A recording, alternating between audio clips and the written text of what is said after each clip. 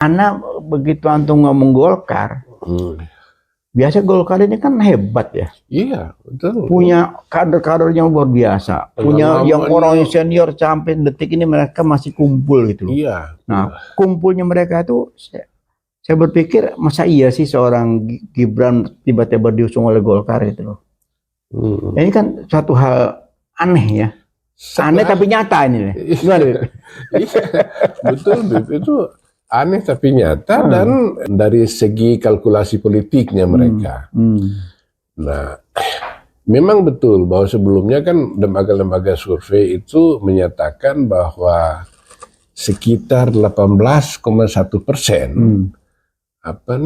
simpatisan Jokowi itu menyatakan bahwa mereka akan memilih capres-cawapres yang direkomendasikan oleh Jokowi.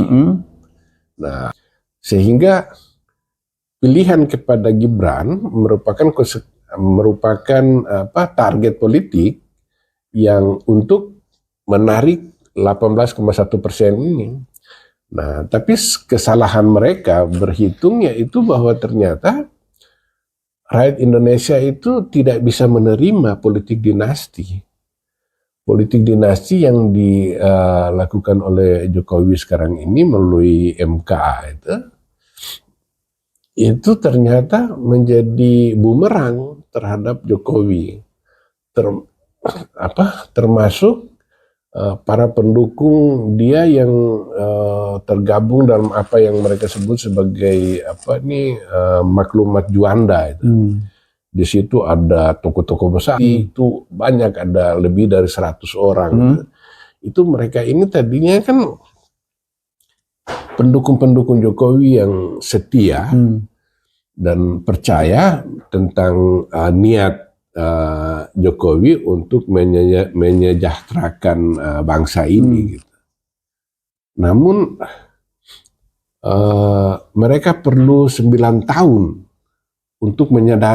untuk sadar bahwa ternyata yang mereka bayangkan itu jauh dari realitas. Jokowi itu tidak sepolos dan tidak selugu yang mereka pikirkan. Bahwa ternyata meskipun penampilan fisiknya kelihatannya dia adalah tokoh kerakyatan, tapi pada faktanya, terutama pada periode akhir-akhir ini, itu secara terang benderang menunjukkan kepada kita bahwa Jokowi ini ternyata seorang pemimpin yang ambisius dan culas gitu. Ini masalah keputusan di MK itu merupakan puncak dari gunung es.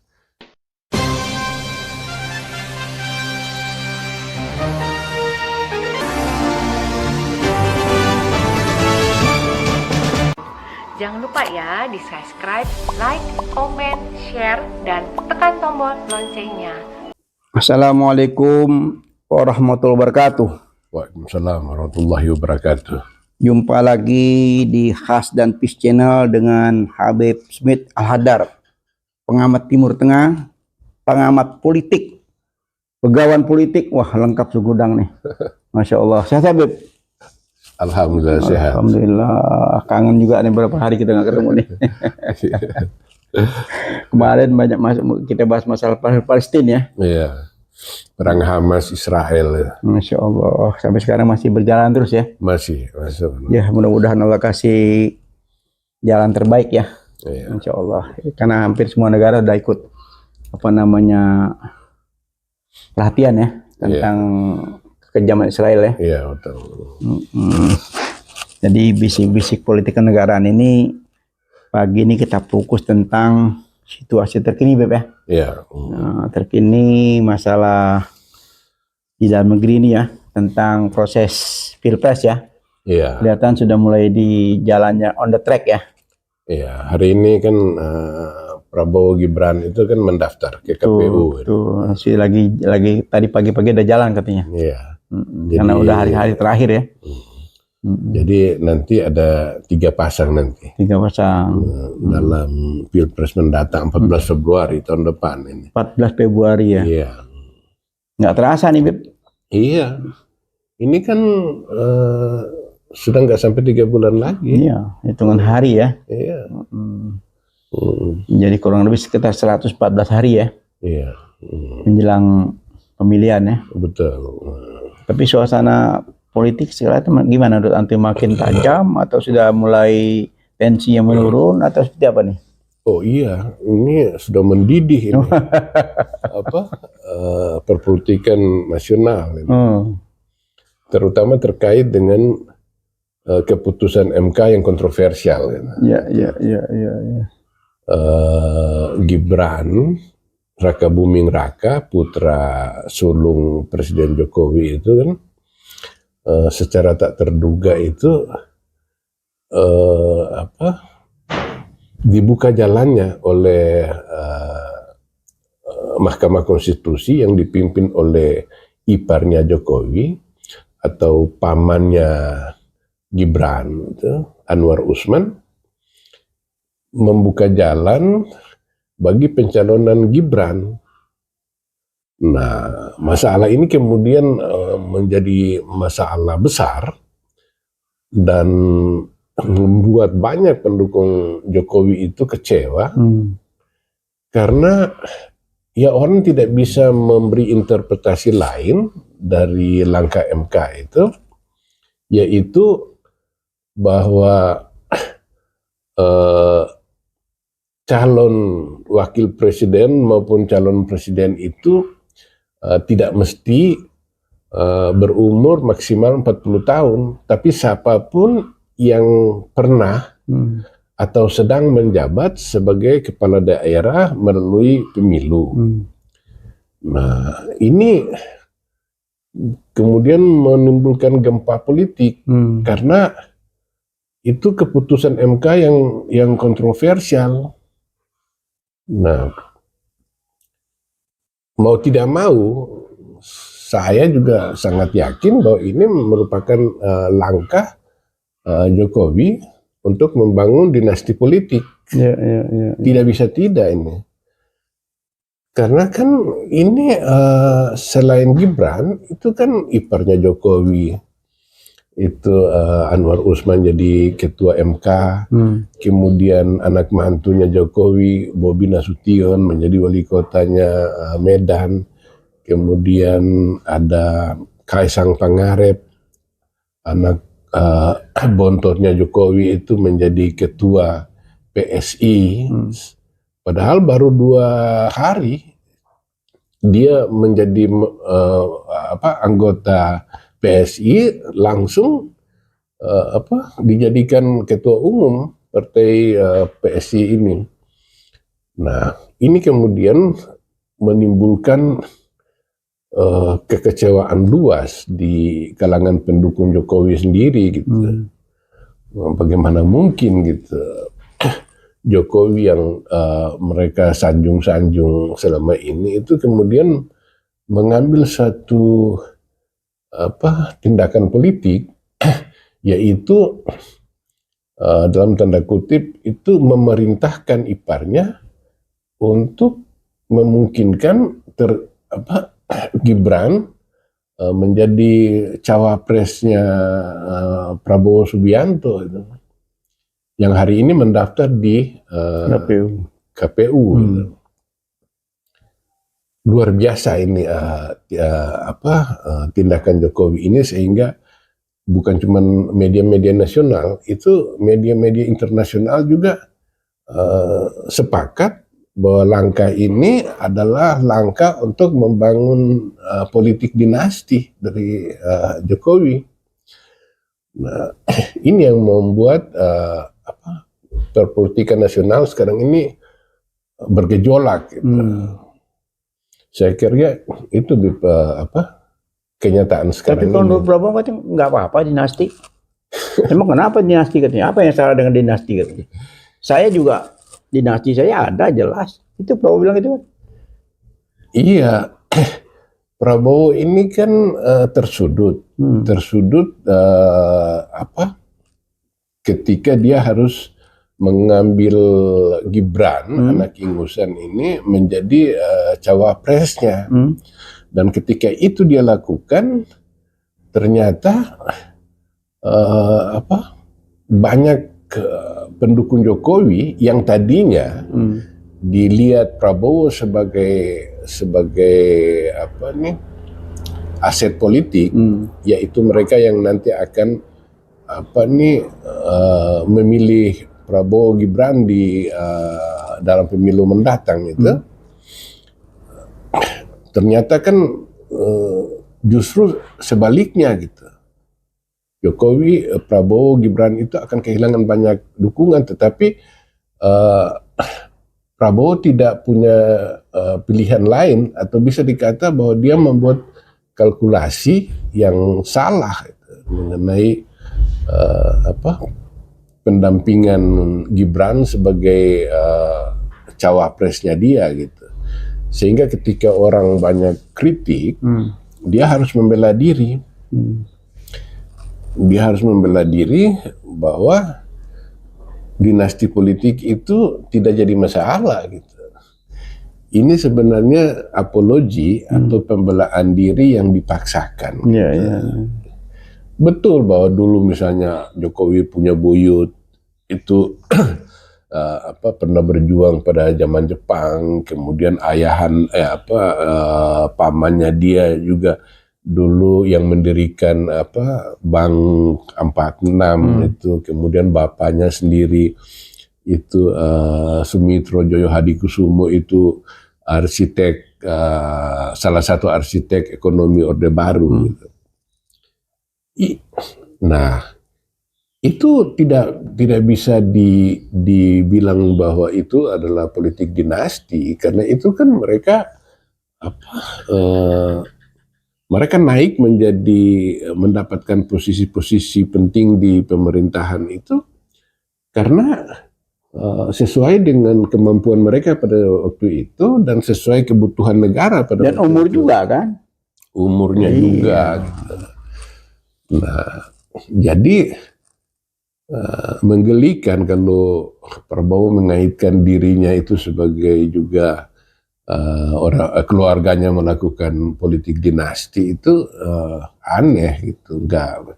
Ini yang terjadi sekarang ini, misalnya menantu Jokowi Bobi Nasution menjadi wali kotanya, kemudian Gibran Rakabuming Raka menjadi wali kota Solo, kemudian Kaisang Pangarep putra Presiden Jokowi yang lain menjadi ketua umum Partai Solidaritas Indonesia, kemudian iparnya Jokowi jadi MK. Itu terjadi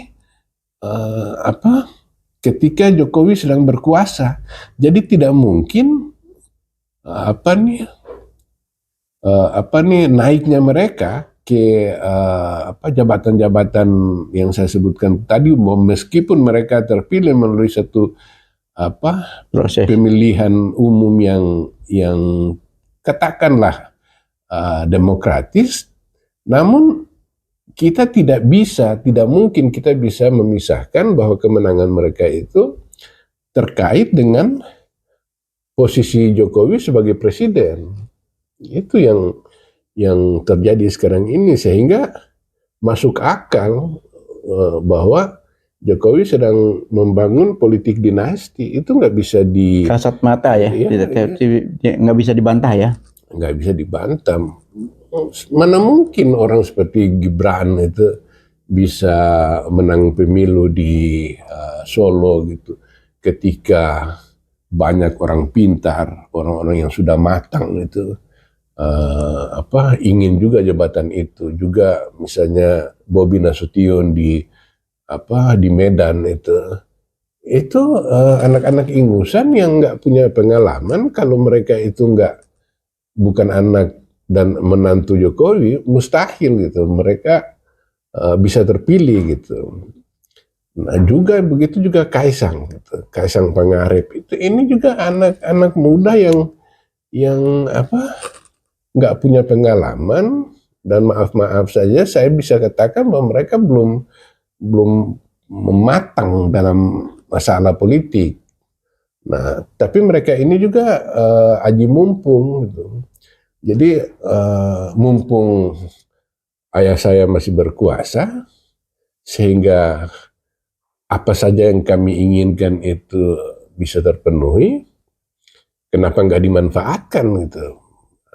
Ini yang terjadi dan kemudian menciptakan kekecewaan dua sih. Tapi yang menjadi nggak habis pikir itu kan ketua umum partai kan banyak yang bergabung itu kan rata-rata kan punya jam terbang, ya, punya pengalaman yang cukup cukup banyak ya.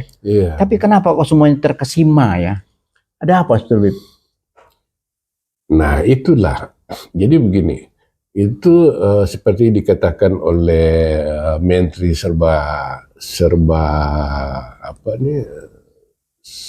serbaguna, yaitu Luhut Binsar Panjaitan, yang pernah dia bilang kepada ekonom senior Rizal Ramli bahwa pemerintahan Jokowi itu memelihara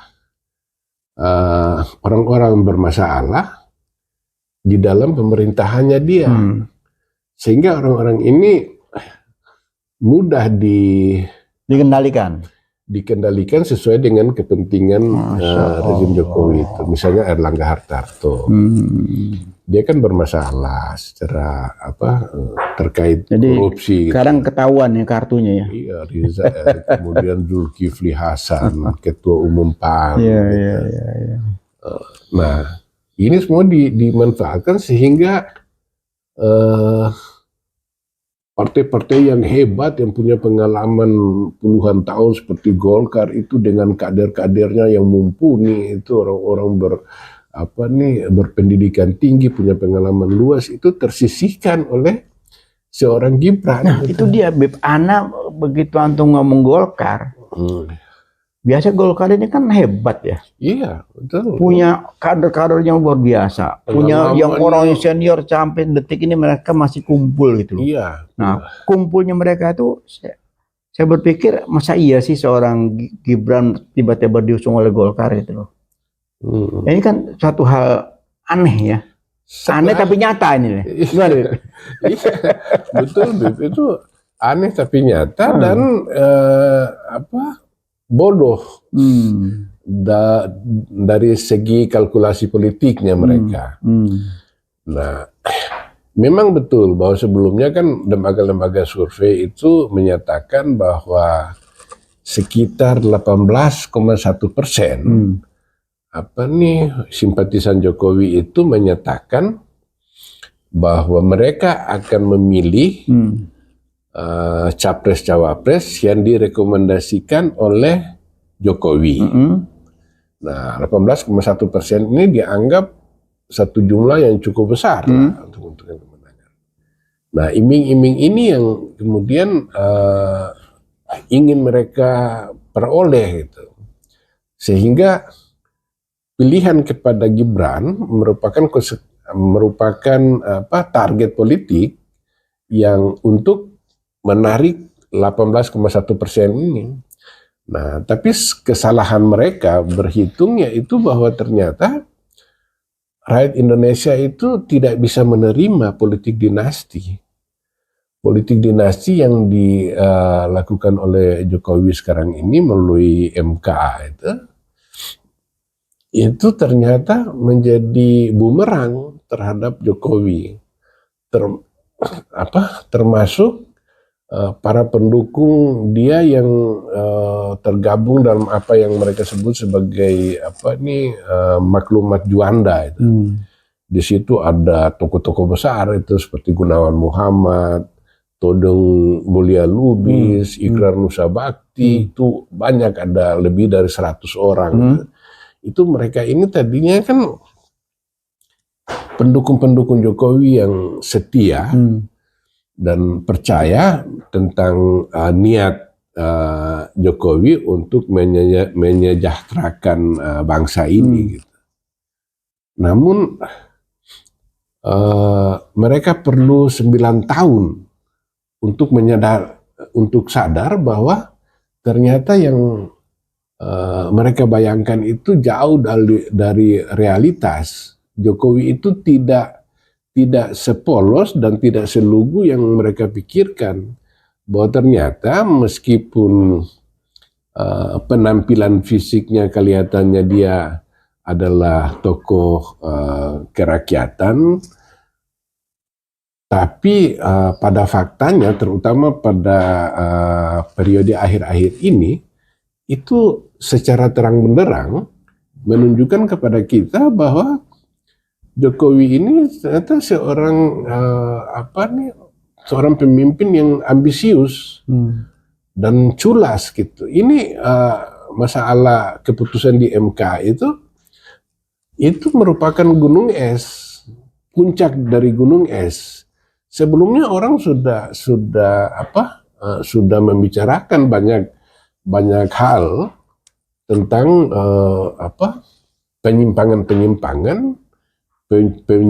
penyimpangan konstitusional yang dilakukan oleh Jokowi, seperti masalah undang-undang Cipta Kerja, kemudian ketika terjadinya penggantian hakim konstitusi di MK, banyak hal sekali itu yang perpanjang masa jabatan. Iya. Kan MK kan lebih panjang sampai segitu panjangnya kan? Betul.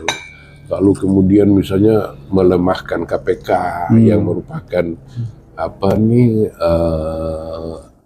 tuntutan reformasi ketika itu MK KPK diterjunkan didirikan sehingga korupsi malah merajalela gitu, yang sampai Menko Polhukam Mahfud MD bilang kita sekarang ini merasa bersalah terhadap Soeharto yang kita dulu mengatakan dia sebagai orang yang mempraktekkan KKN dan terjadinya korupsi yang meluas di pemerintahannya. Tapi ternyata di zaman sekarang ini, terutama dalam pemerintahan Jokowi itu praktek korupsi itu luar biasa. Yang kata Mahfud bilang, kemanapun kita memandang, di situ ada korupsi segala macam. Dan sekarang beliau jadi calon wapres. Dan sekarang ketika beliau dijadikan cawapres, itu suara Mahfud itu tidak konsisten. Maksudnya dia mengatakan bahwa sekarang ini setelah di cawapres, dia bilang katanya kalau dalam isi undang-undang itu memang banyak penyimpangan, tetapi tidak terlalu fatal, bisa diperbaiki. Tetapi yang paling berat, kata dia, itu adalah birokrasinya. Di mana aparatnya itu semua melakukan tindakan korupsi gitu. Nah, ini yang perlu pembenahan besar-besaran. Tapi pernyataan Mahfud ini menimbulkan ironi gitu. Lalu ketika kamu menjadi Menko Polhukam selama 4 tahun itu kemana aja gitu? Iya. Lupa apa deh? Iya, misalnya satu contoh, ini yang contoh. Itu ketika meledak peristiwa pencucian uang dan korupsi di Kementerian Keuangan sebesar 349 triliun. Yang sampai sekarang kan kita nggak tahu penanganannya gimana, belum ada tersangka gitu. Padahal kan menurut Mahfud kan melibatkan ratusan orang di kementerian itu.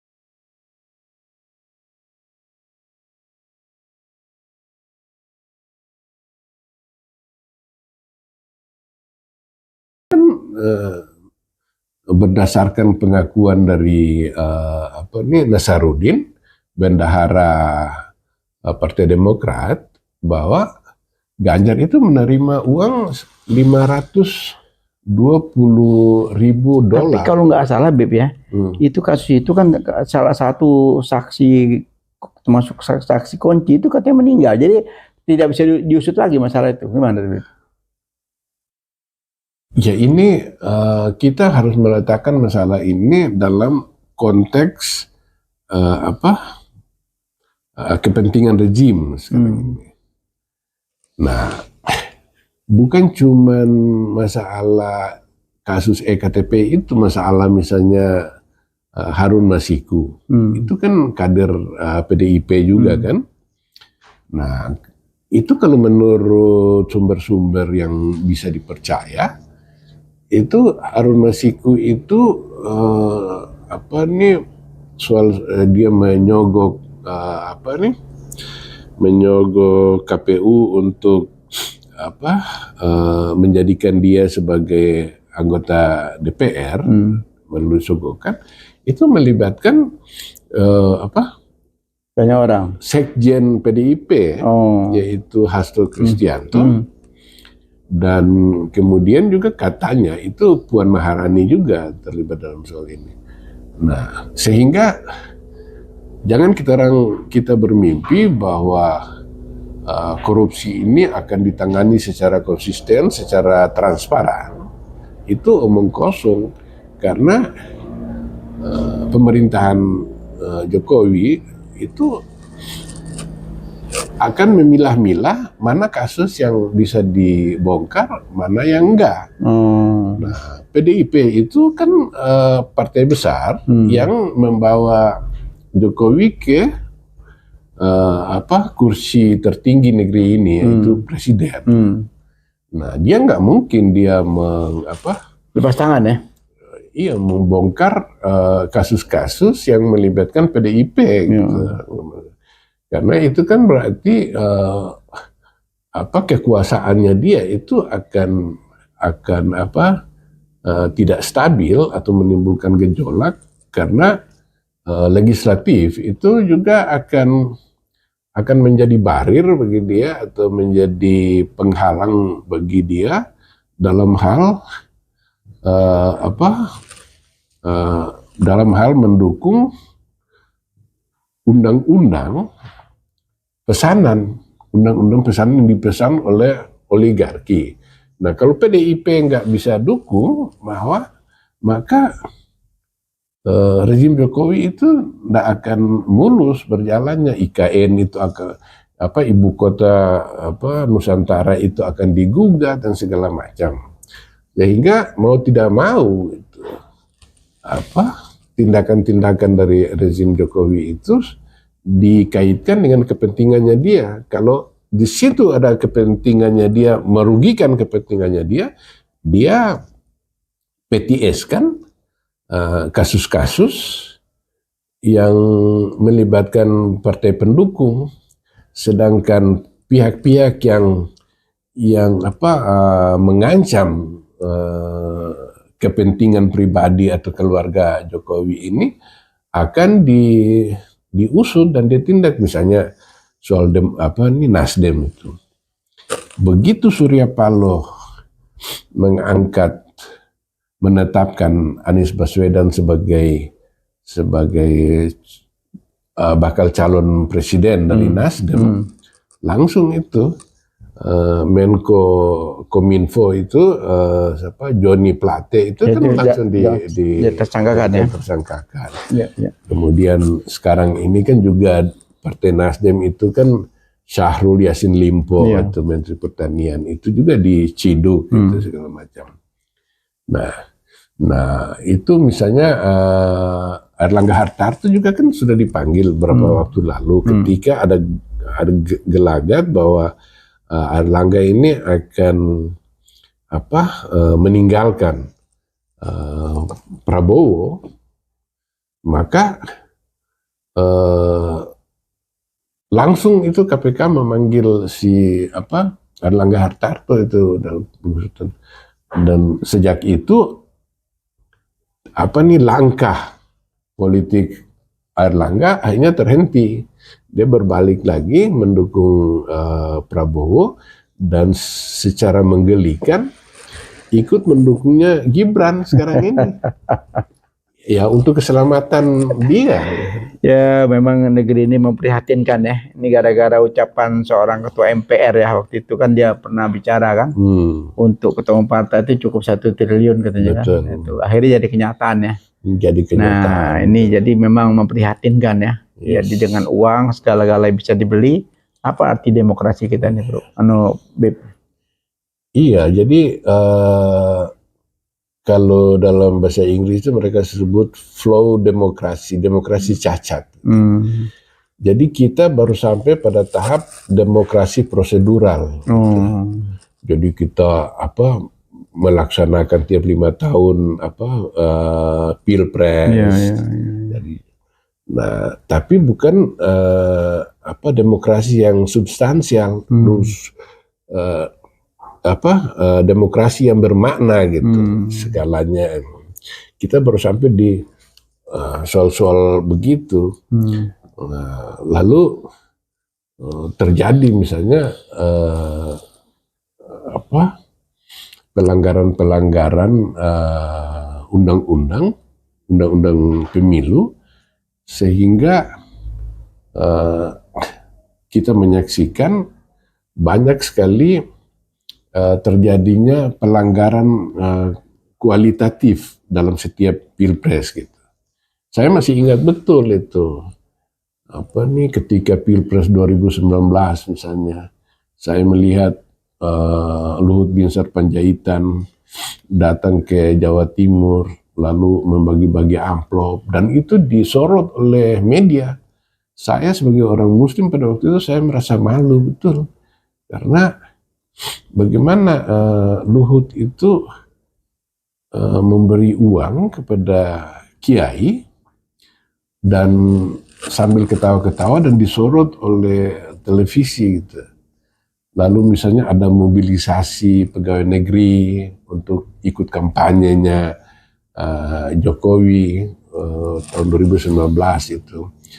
Jadi singkat kata,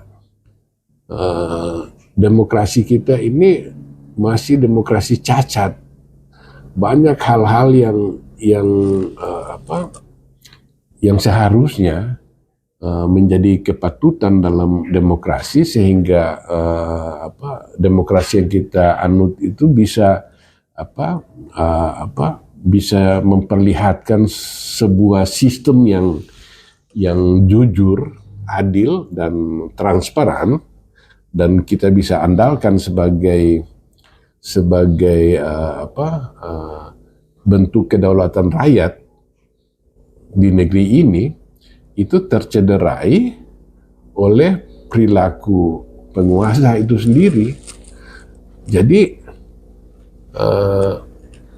hal-hal yang ingin diwujudkan oleh rakyat itu menghadapi satu kendala karena adanya cawe-cawe dari penguasa itu sendiri. Nah, ini yang kita sayangkan, bahwa demokrasi yang mahal ini itu ternyata merupakan sebuah permainan yang dikendalikan oleh orang-orang berduit atau yang disebut dengan istilah oligarki. Itu yang tadi Pak Ahmad bilang tadi, mengutip pernyataan dari Ketua MPR Bambang Susatyo, bahwa hanya diperlukan 1 triliun untuk membeli sebuah partai politik gitu. Dan itu memang benar gitu. Nggak mungkin itu partai politik itu bisa berjalan tanpa adanya uang dari para oligarki. Akhirnya demokrasi itu dibajak oleh orang-orang berduit untuk kepentingan mereka sendiri gitu. Nah, juga karena kita belum punya undang-undang pemilu yang mana undang-undang ini secara ketat mengawasi uang-uang gelap yang datang dari para oligarki ke dalam partai politik gitu. Nah, memang misalnya kita contohnya Undang-Undang Pemilu itu menetapkan sumbangan individu kepada partai politik dibenarkan sebanyak 75 juta dolar. Lalu untuk perusahaan dibenarkan untuk menyumbang 750 juta rupiah. Nah, pada kenyataannya itu uang-uang yang disumbangkan oleh kaum oligarki ini itu jumlahnya triliunan itu, dan itu nggak ada undang-undang yang secara ketat, undang-undang pemilu secara ketat itu bisa mengaudit keuangannya partai-partai politik itu yang memang harganya luar biasa mahalnya pemilu kita. Misalnya contohnya gini, baru-baru ini itu undang-undang pemilu baru dikeluarkan bahwa sebelumnya negara hanya memberi uang kepada tiap partai politik bergantung kepada jumlah suara yang diperoleh, yaitu per suara itu 1.000 perak. Nah, jadi kalau misalnya dia mendapatkan uang suara cuman 4 juta suara, maka 1.000 kali 4 juta itu dapat cuman 4 miliar. Lalu karena terlalu sedikit, lalu barusan dibuat undang-undang baru yang membolehkan satu suara yang diperoleh partai politik itu diganjar 3.500 rupiah per suara gitu, dinaikin dari 1.000 menjadi 3.500. Sementara menurut KPU sendiri, dia bilang itu masih terlalu minim. Paling sedikit itu mestinya satu suara itu dihargai 16.500 rupiah per suara itu. Sementara yang dikasih pemerintah itu pada setiap partai politik yang masuk ke parlemen itu cuma 1.000 rupiah per suara, dan baru di tahun 2019 nanti dalam pemilu ini baru dinaikkan 3.500 rupiah per suara. Padahal itu minimal menurut KPU itu mesti 16.500 rupiah per suara. Nah, dari mana itu kekurangan uang yang sebegitu besarnya? Ya, akhirnya oligarki.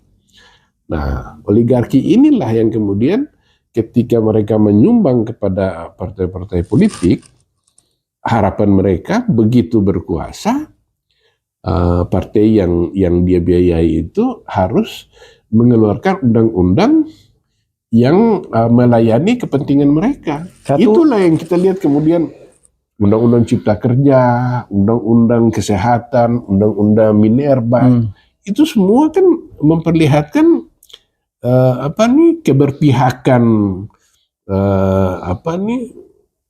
parlemen dan pemerintah kita terhadap oligarki. Berarti pembuatan undang-undang potensi korupsi ya? Bukan potensi korupsi lagi, itu secara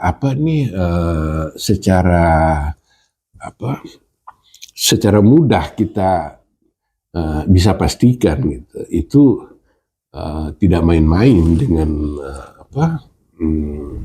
dengan adanya intervensi kaum oligarki melalui pembiayaan yang sangat besar.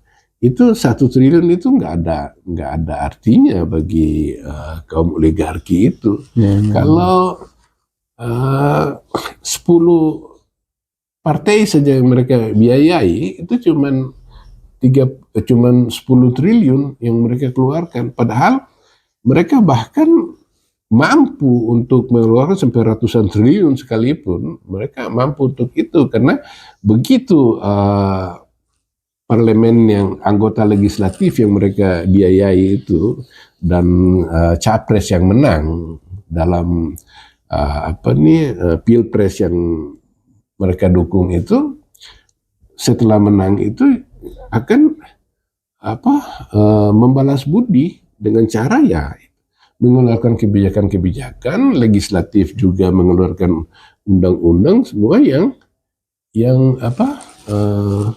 mendukung kepentingan oligarki para pemodal itu.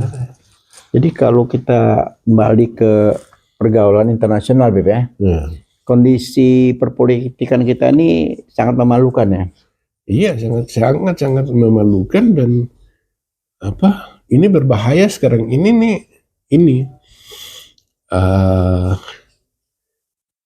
Ini kan akibat dari ekonomi global yang tidak stabil sekarang ini, yang akhirnya memaksa Amerika Serikat, The Fed,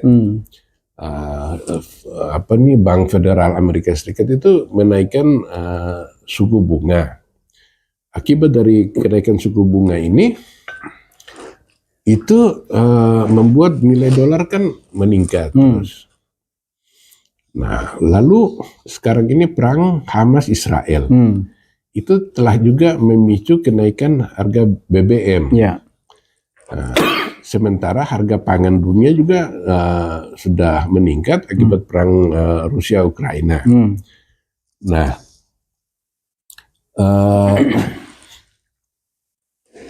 industri kita sekarang ini terganggu karena dia punya bahan baku yang harus diimpor, dia harus menggunakan dolar.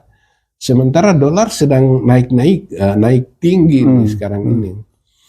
Nah, kalau dia menggunakan rupiah dengan harga dolar yang sekarang ini, maka biaya produksinya itu akan meningkat.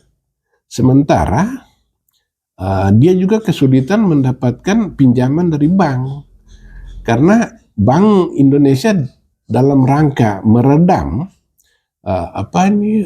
nilai tukar rupiah, dia juga meningkatkan suku bunga tinggi gitu. Dia meningkatkan suku bunga sehingga perusahaan-perusahaan industri ini kelabakan kalau meminjam dari bank karena biayanya meningkat. Sementara ongkos produksinya dia itu meningkat di tengah kemampuan beli masyarakatnya itu menurun drastis itu. Sekarang ini. Nah, inilah yang kemudian menyebabkan ekonomi kita sekarang ini dalam ujian yang sangat berat. Tapi memang untung tertolong ini dengan masalah pilpres ini. Pilpres ini memang kemudian akan memacu pengeluaran partai politik segala macam. Ini pengeluarannya besar-besaran, mereka buat spanduk, kaos segala macam. Nah, itu kan akan menyebabkan uang beredar itu banyak ya, cukup banyak, sehingga bisa menahan anjloknya ekonomi kita gitu. Tapi itu hanya akan berlaku sampai masa pencoblosan. Nah, sementara lembaga-lembaga keuangan dunia memprediksi bahwa keadaan yang sulit sekarang ini itu bisa akan berlangsung sampai minimal itu sampai kuartal pertama tahun depan.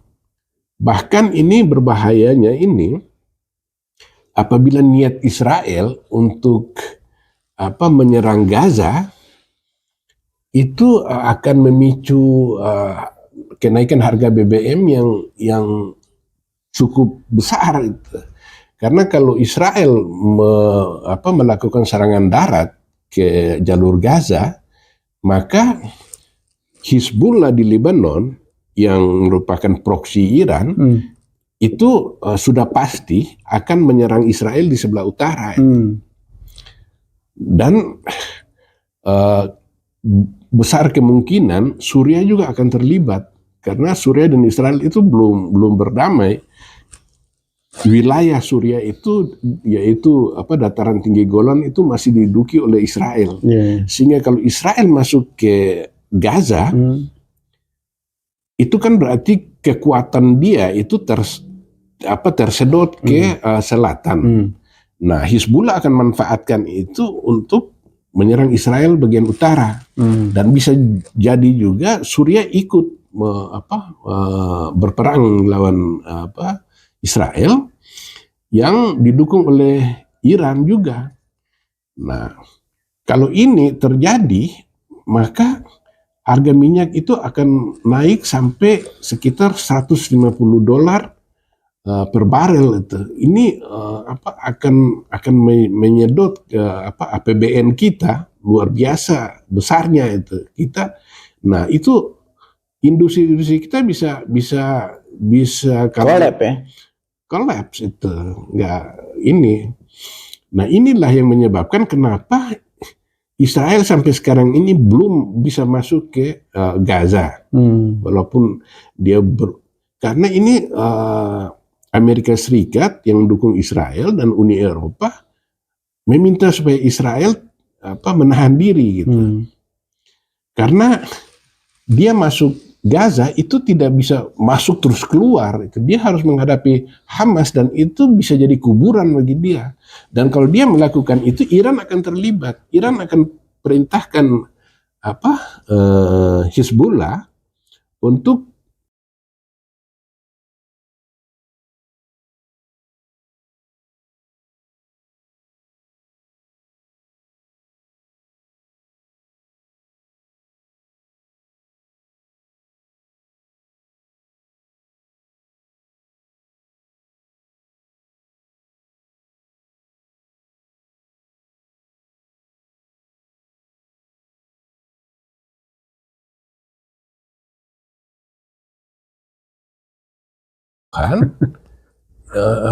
untuk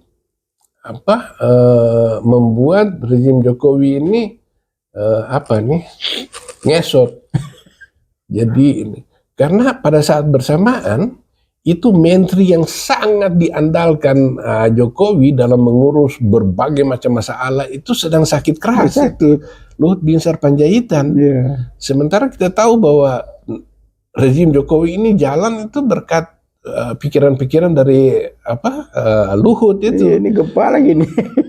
Iya, jadi saya tidak yakin rezim Jokowi itu bisa mengendalikan keadaan. Ini kan ditambah lagi kan ada beberapa lagi nih. Contoh Menhan ini kan menjadi calon presiden kan. Mau nggak mau kan mundur juga kan.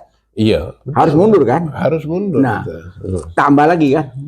Tambah lagi Menko Polhukam. Iya, juga harus mundur kan. Juga harus mundur. Dan kalau berita bahwa menteri-menteri dari PDIP juga akan ramai-ramai mengundurkan diri pekan depan, maka situasi nasional ini tidak bisa ditangani karena Jokowi itu kan maaf aja dia bukan negarawan gitu yang punya wawasan cukup luas untuk bagaimana mengatasi masalah ini. Jokowi ini kan tukang gitu, dia adalah insinyur yang rajin orangnya dan sebagai tukang dia bisa mengerjakan hal-hal teknis yang punya peta yang jelas gitu. Tapi dia bukan seorang pemikir atau seorang negarawan yang bisa memahami suatu dinamika politik yang luar biasa dinamisnya di negara Indonesia yang begini besar gitu. Nah, tapi kok ini Jokowi seperti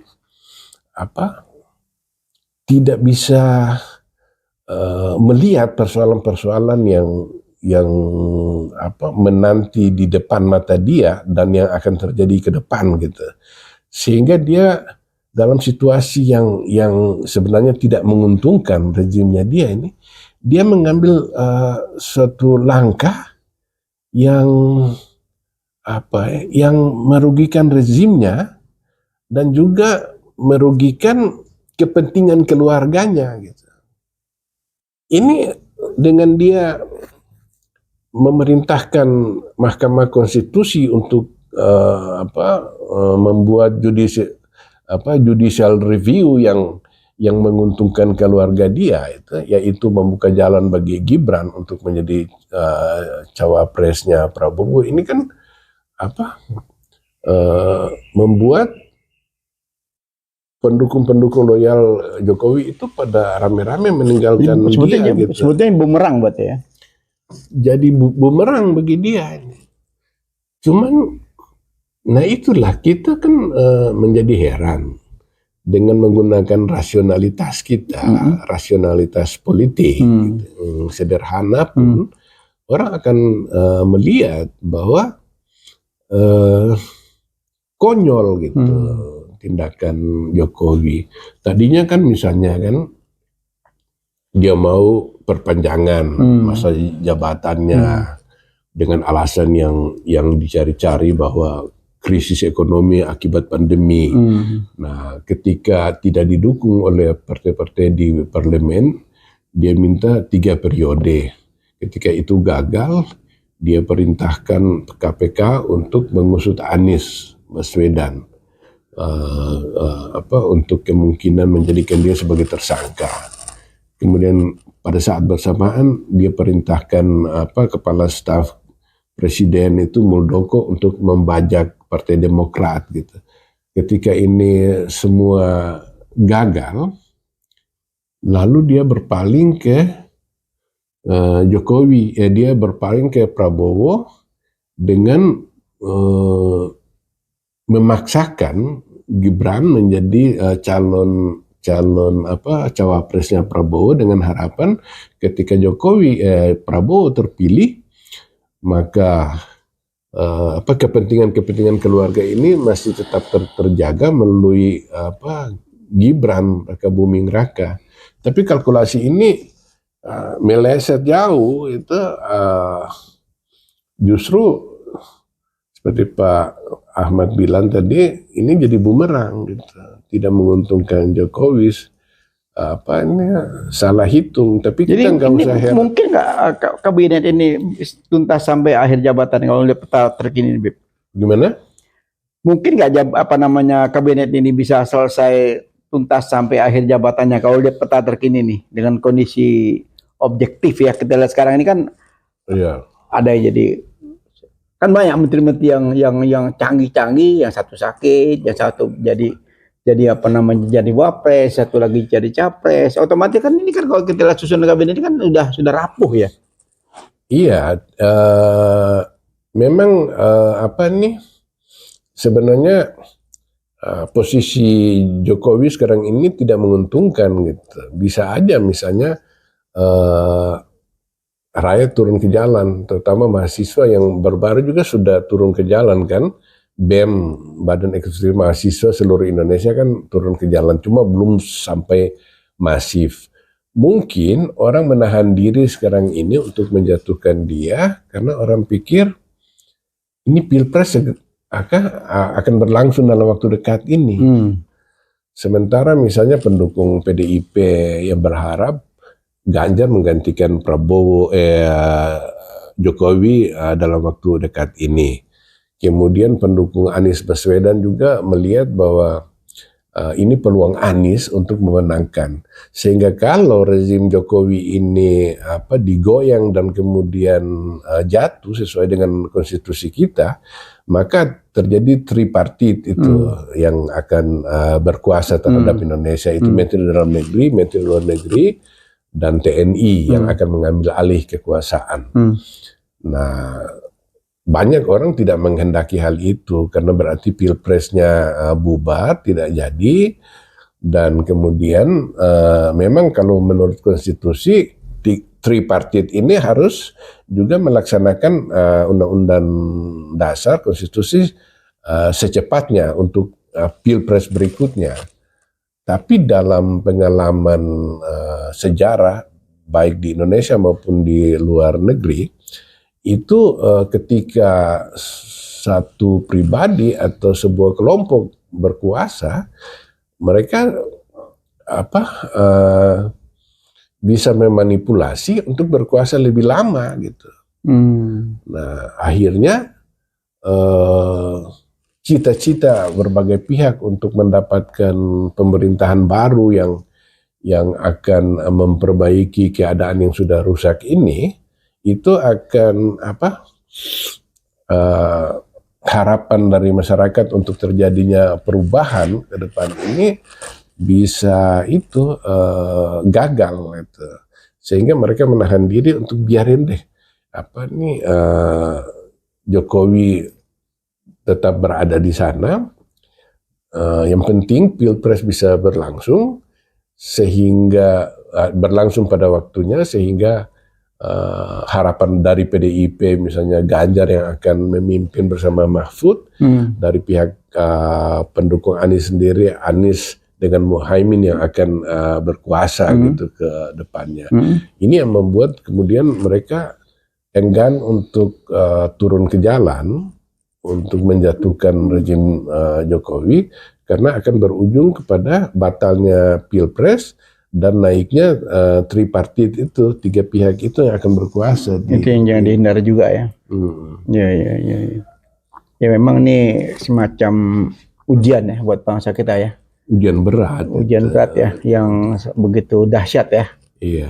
Dari satu masalah ke masalah lain lagi, dalam masalah ini muncul masalah lain lagi. Iya, tetapi ini juga menjadi pelajaran penting bagi kita bahwa setiap calon presiden itu ke depan nanti harus benar-benar diuji dulu psikologinya dia, kemudian kapasitas intelektualnya dia, kemudian integritasnya dia.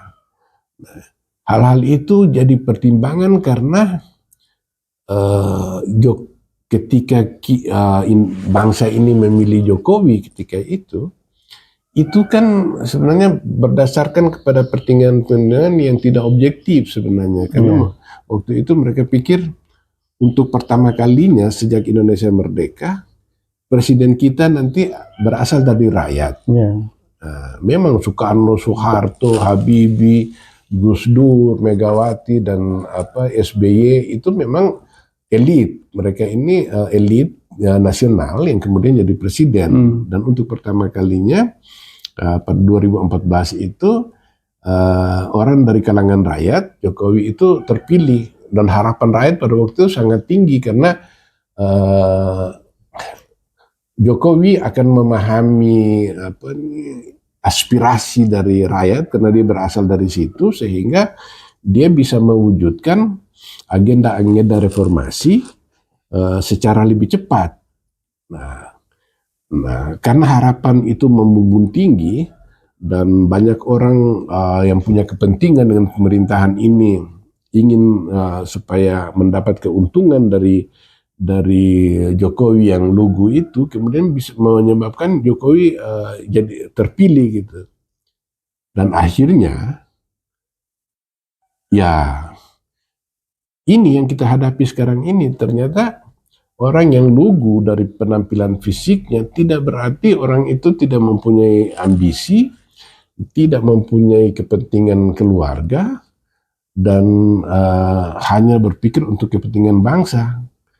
Nah, naiknya Jokowi dengan segala karakter yang dia punyai sekarang ini mudah-mudahan memberi pelajaran besar bagi kita ke depan itu untuk memilih calon presiden kita, pemimpin kita itu orang-orang yang sudah terukur dari segala aspeknya, integritasnya dia, kapasitas intelektualnya dia, betul. Pemahaman sejarah bangsa ini dan semuanya itu. Jadi ini pelajaran mahal buat rakyat ya, buat bangsa Indonesia, bahwa kepemimpinan itu suatu hal yang luar biasa ya. Iya. Harus betul-betul jeli ya. Jeli. Jadi pelajaran yang mahal ini jangan sampai terulang kembali ya. Betul, Insya Allah ini buat netizen ya, buat rakyat, buat semua pencinta khas dan Fish Channel ini proses pencerahan politik ya. Ya, betul. Karena jangan bikin semacam uji coba ya.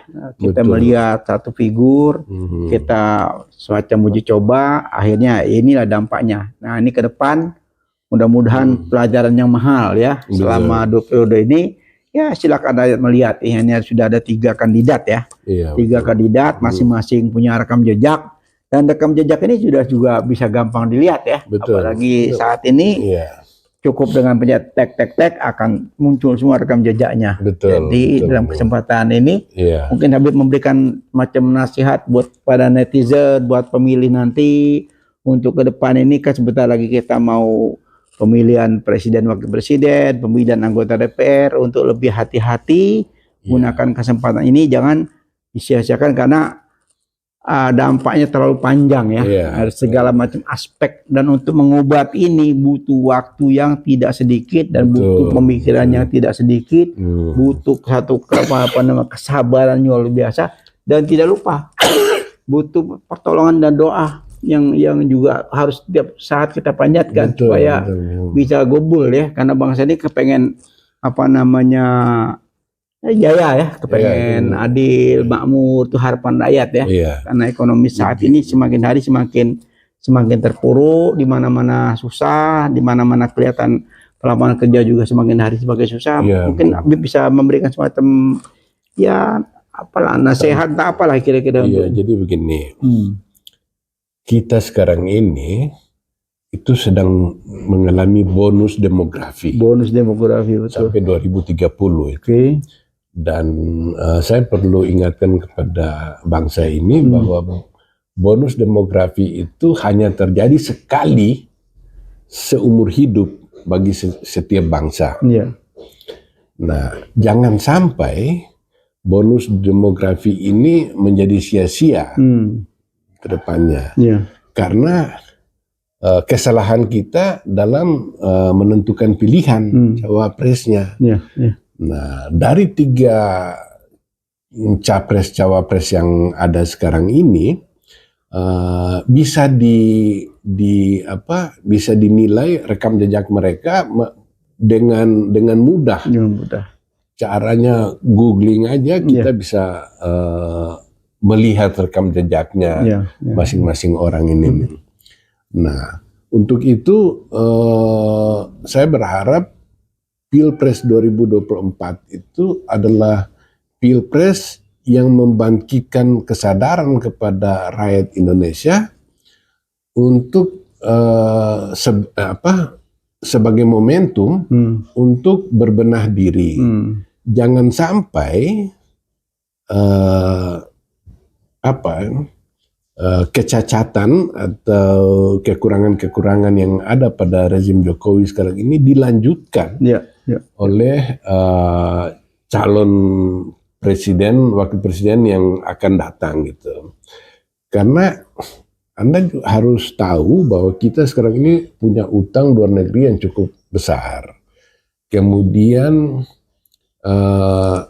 kita punya undang-undang yang culas gitu, undang-undang yang mengabdi kepada kepentingan segelintir orang yang punya duit itu. Nah, untuk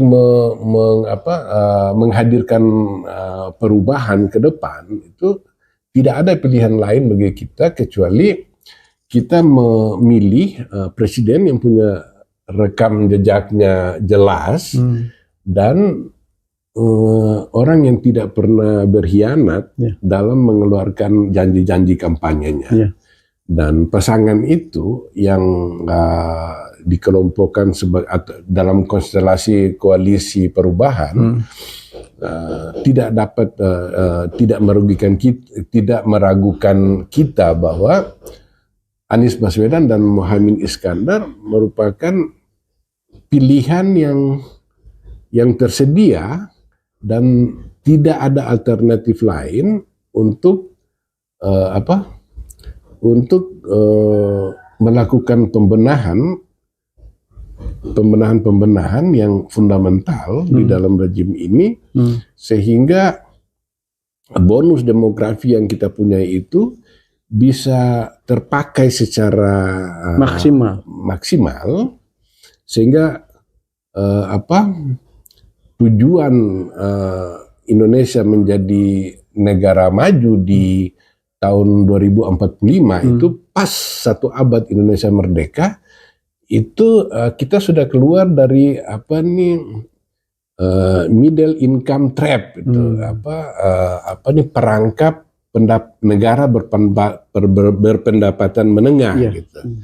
Nah, kalau kita memilih capres-cawapres yang akan melanjutkan agenda politik dan kebijakan-kebijakan pembangunan Jokowi, maka tidak ada yang atau tidak masuk akal kalau kita mengharapkan kebaikan bagi bangsa ini ke depan. Saya kira itu saya menyadari bahwa rakyat Indonesia ini sudah cukup cerdas untuk memahami situasi ini, sehingga kesalahan yang pernah dilakukan 9 tahun lalu tidak terulang pada. Jangan diulang lagi. Kata kuncinya kini saatnya. Ya. Perubahan harus dicapai. Betul. Waduh, tidak terasa nih bisik-bisik kenegaraan sekaligus macam tausiah ya buat masyarakat luas. Pengalaman Habib Smith ini sebagai pengamat pakar politik, pengamat Timur Tengah, ya begawan segala macam pengalamannya luar biasa. Mudah-mudahan bermanfaat buat kita semua. Sekali lagi kita ingatkan, kesempatan tidak akan berulang. Kesempatan hanya datang satu kali. Ya. Bonus demografi sekian juta, betul. Itu harus betul-betul memanfaatkan dirinya. Bonus demografi itu artinya jumlah orang yang produktif, artinya angkatan muda itu jauh lebih besar daripada kelompok tua yang menjadi beban kelompok muda itu. Betul. Nah, kalau ini tidak dimanfaatkan, maka bonus demografi ini hilang, sehingga ke depan nanti jumlah pemuda yang produktif itu lebih kecil dari orang tua yang harus dia tanggung. Makanya kita kembali lagi kepada yang memiliki bonus demografi ini kan. Nah, silakan manfaatkan. Dalamin apa itu bonus demografi, silakan di Google, gampang. Apa itu bonus demografi, pasti Anda tahu semua. Manfaatkan bonus demografi sehingga 2024 ini menjadi satu harapan kita bersama ya. Mudah-mudahan bermanfaat. Kita akhiri bisik-bisik politik kenegaraan ini dengan Habib Smith Al-Hadar. Kita akhiri dengan wabillahi taufik wal hidayah. Wassalamualaikum.